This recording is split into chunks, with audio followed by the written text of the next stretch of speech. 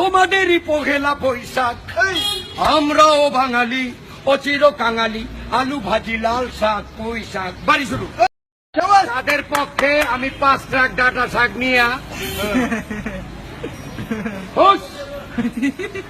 পুরান শয়তান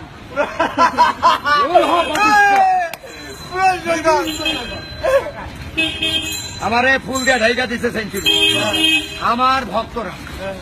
তখন আমি ফুল শোনাইয়া একটা কথাই বলছি, ফুলের জলসায় কবি নজরুল নীরব ছিল।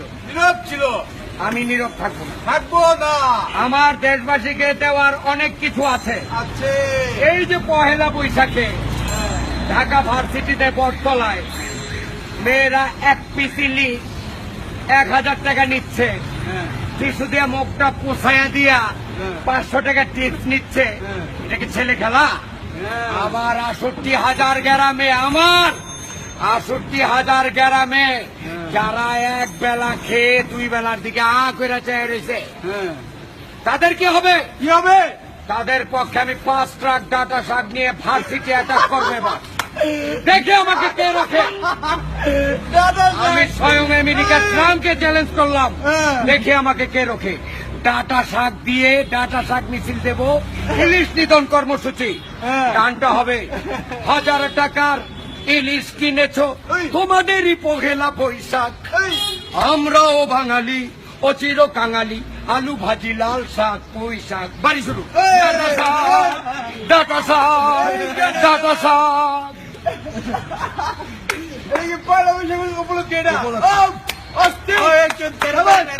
ইলিশ নিধন কর্মসূচি, এটাই আমার ইলিশ নিধন কর্মসূচি।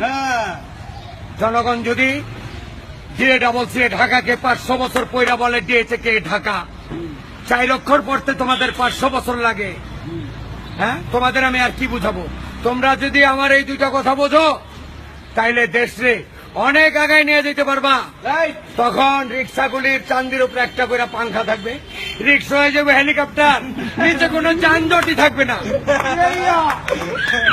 আলহামদুলিল্লাহ, দেশ ও জনগণের পক্ষে এই আমার শেষ বক্তব্য।